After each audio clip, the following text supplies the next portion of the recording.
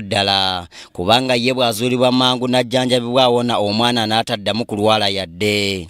First of all, they kill very quickly, and then the contrary to that is that when managed properly, the chances of cure is very high. Actually, it's higher than all the cancers in adults. Naye twongeddeko emitendera ebiri kye tuyita targeted therapy, oyo ekika ky'obujjanjabi kiri sophisticated nnyo era wano mu Africa sinsi nnyingi ezikirina era ebika by'eddagala ebimu tubirinawo.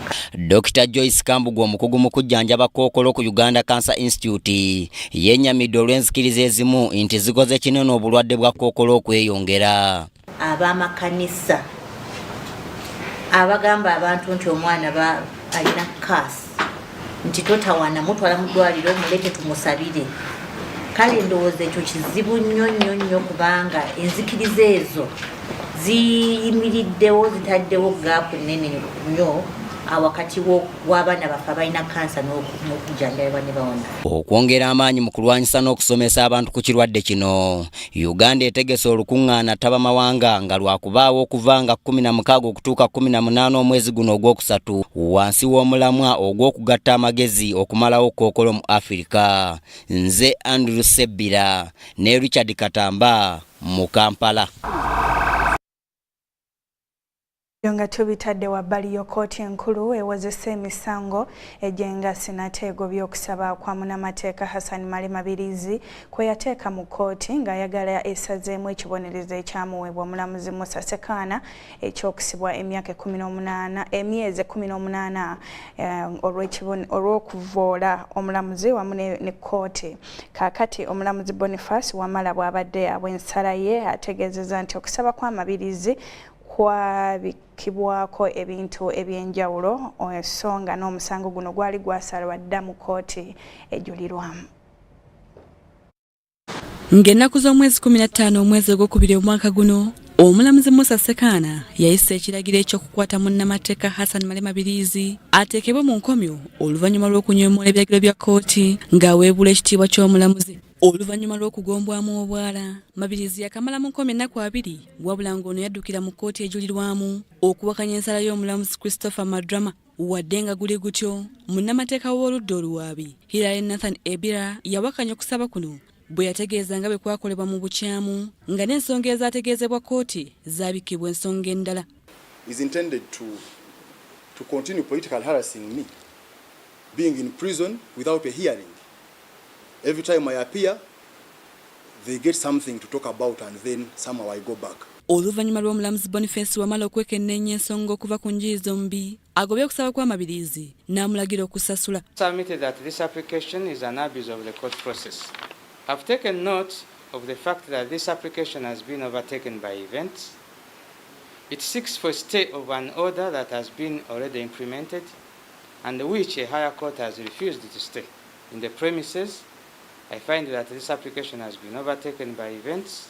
I therefore uphold both preliminary objections raised by the Respondents' Council and dismiss this application with costs to the respondent.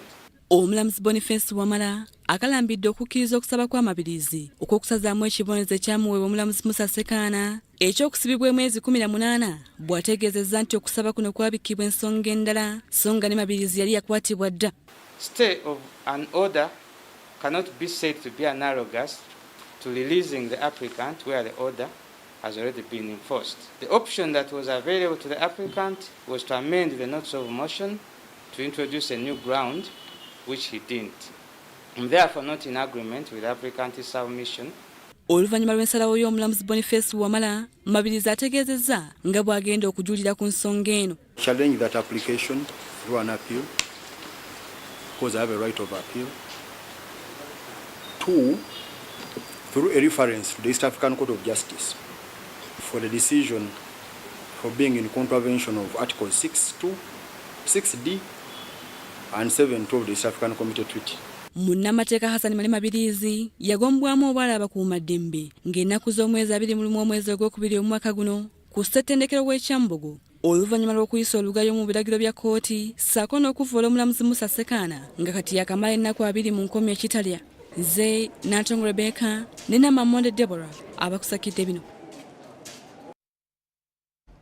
Ate poliisi efulumiza alipoota ku muliro oguzze gukwata amasomero n'ebifo ebirala omukungaanira abantu abawerako. Alipoota eno efulumiziddwa ekitongole ky'ebyomuliro IGP Henry Mugisha alaga nti omuliro ogumu gubadde gukumwa bukumwa kagenderere.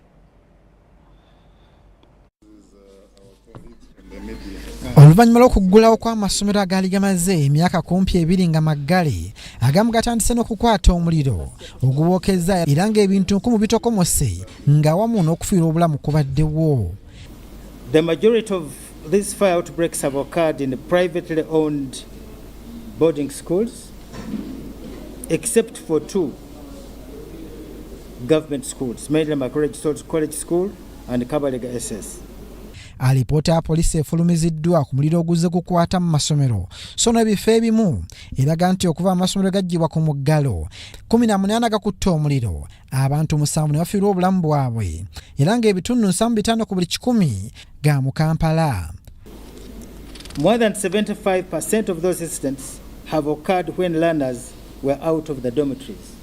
Alipoota yoleka nti omuliro mu masomero 6 gwali mugenderere era ng'abantu 2 be baakagombwamu obwala ku muliro ogwakwata ku Good Times Primary School e Kawaala mu Kampala.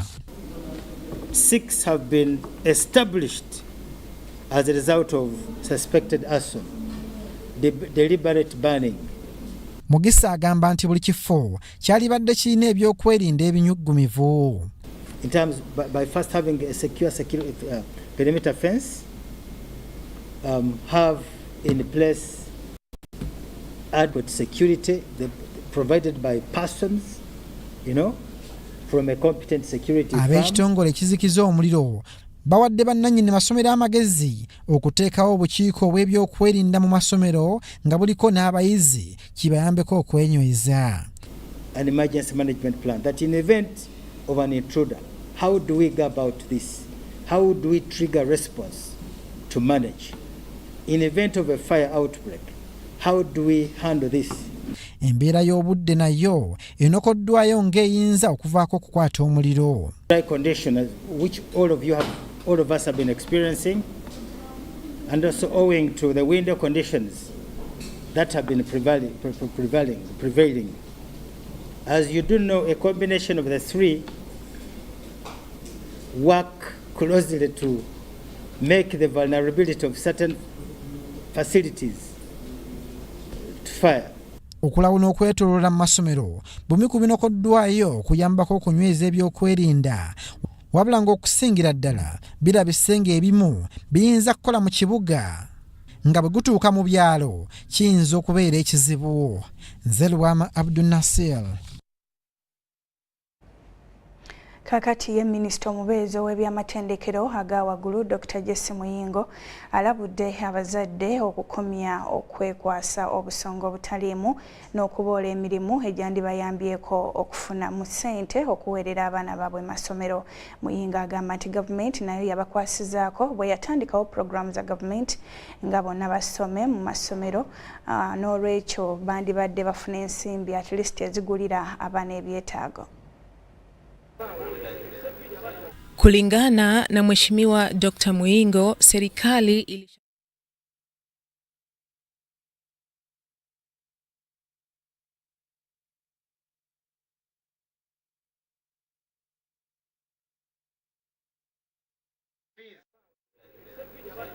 abaana baffe nga bekozesa ekigambo kya UNEB fees registration.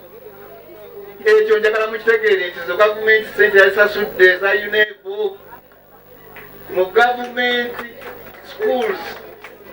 Bw'oba ogeze mu private ekyo kikyo. Bwana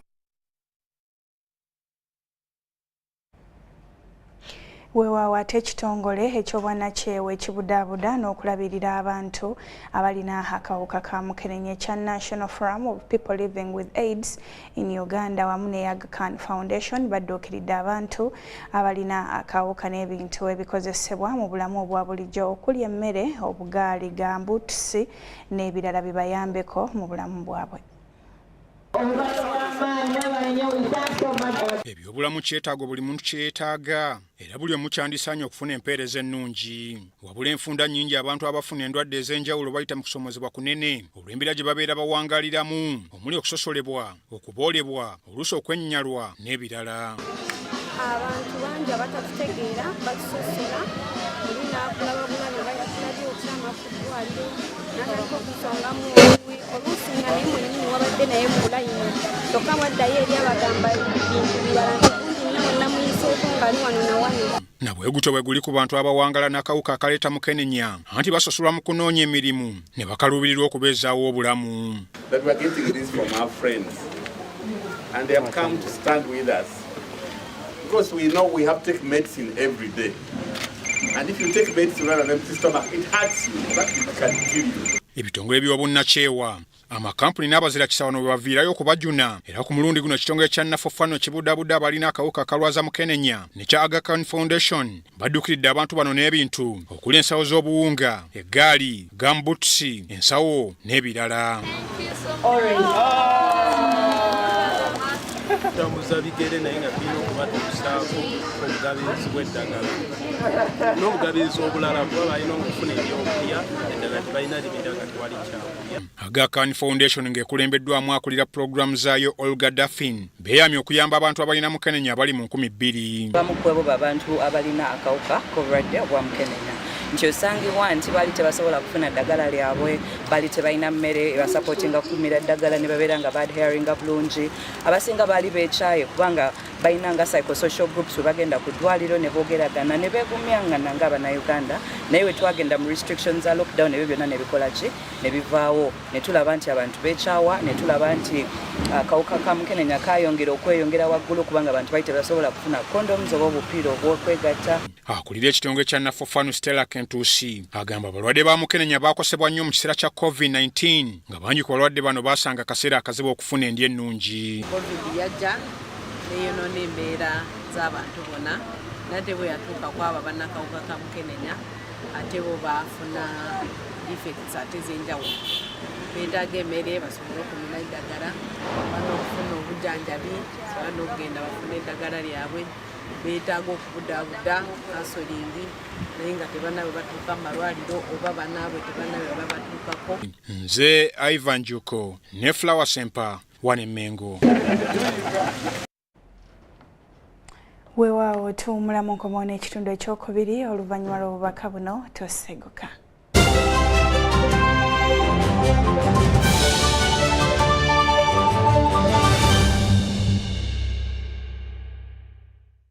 Need to send money to a loved one but you don't have enough on your phone? Have you run out of fuel but you don't have enough money? Do you want to pay for yaka or water but have insufficient funds? Or do you want to shop but you don't have enough money? Don't worry, get away with MTN Momo Advance. Momo Advance tops up your Momo to complete your transactions. Dial star 165 star 5 star 3 hash to apply. MTN Momo Advance is always available when you need it.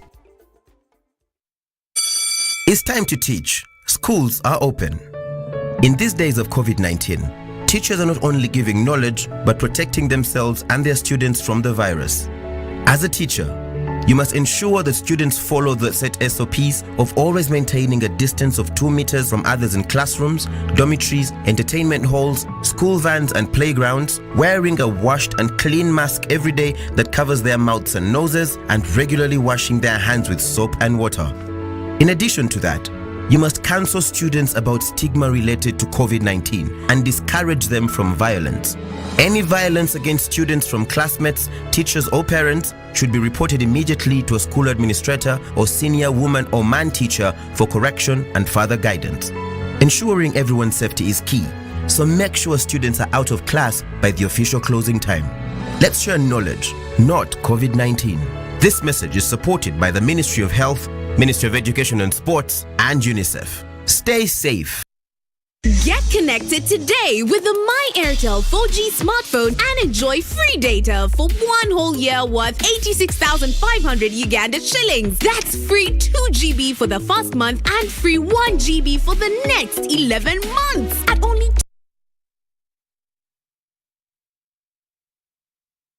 500 shillings, making the effective price of the 4G phone 163,500 shillings only. Airtel, the smartphone network.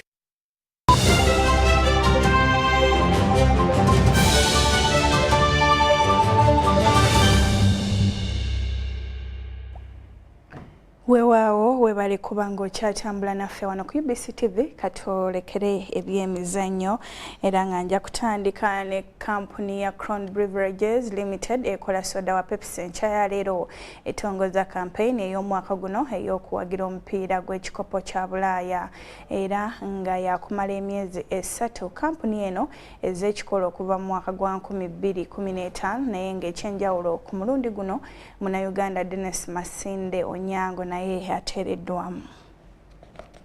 Kampuni ya Crown Beverages Limited ekola ekyokunywa ekya Pepsi enkya ya leero etongozza kampeyini y'abawagizi b'empaka z'ekikopo kya Bulaaya ekya UEFA Champions League eky'omwaka 2022 era ng'etuumiddwa Go for Goals. Kampeyini eno yakumala emyezi 3 era nga yakuwemmenta ensimbi akawumbi kalamba n'obukadde 600. Omutunzi wa Pepsi Ernest Ssentongo ategeezza bannamawulire ku First Sports Fusion ebugoloobi mu Kampala nti okwawukanako n'emirundi emirala gye bazze bateekamu ensimbi mu kikopo kino okuva mu mwaka gwa 2015 ku mulundi guno bagasseeko Munnayuganda Dennis Masinde Onyango ng'ono ajja kwegatta ku Messi wamu ne Paulo Pogba. Betusobola nabo Messi ne Pogba babadde mu campaigns zaffe zonna eziyiseewo emabega.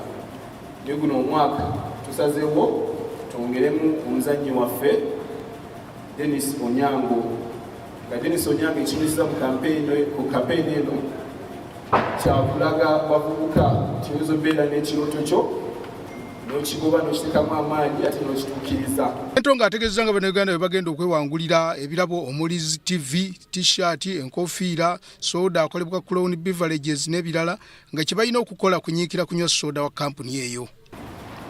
Mu Champions League eno era guno omwaka tulinamu ebirabo ogula Pepsi ya glass 300 ml oba n'ogula kamini Pepsi 330 ml okwebera wansi wakasanikira oba akacokolo ojasangayo ebirabo. Mu ebyo ebirabo tulina TV, tulina caps, tulina t-shirt, tulina musente, tulina mu ne soda. Okuva enkolagana eno ya Pepsi ne UEFA Champions League lwe yatandika mu 2015 kyongedde obwagazi wamu n'obuwagizi mu liigi eno wano mu Uganda naddala mu bavubuka. Edward Colin Jikwano mu Kampala. Butereevu mu byemizannyo era ofiisa wa Uganda People's Defence Forces Sergeant Abdallah Sabute yeeweze okumegana ntamegwa mu Tanzania Hajjoma Mwalugo mu za bantamweight title nga zino zakubeerayo ng'ennaku z'omwezi 8 omwezi ogwa April mu luzannya olw'ekumi mu kisaawe ky'Ebombo Sports Ground mu district y'e Luweero. Olulwana luno lutegekeddwa aba Nara Promotions nga Munnayuganda Juma Ntege wakwerigane mu Tanzania Imani Daudi Kawaya ate nwana endala ez'enjawulo nazo zakubeerawo wakati wa Moses Mutaka ne Hamza Olumuza featherweight ate Moses Senyonjo ne Ryan Lawrence bakutunka mu za bantam. Abalala abasuubirwa okulwana kuliko Justin Okello, Zubair Nadum, Joseph Kabali ne Isaac Katatanze.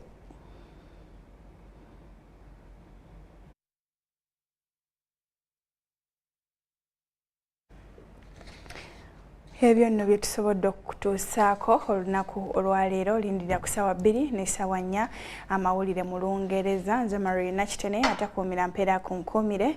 Tusinkana olunaku olw'enkya. Weeraba.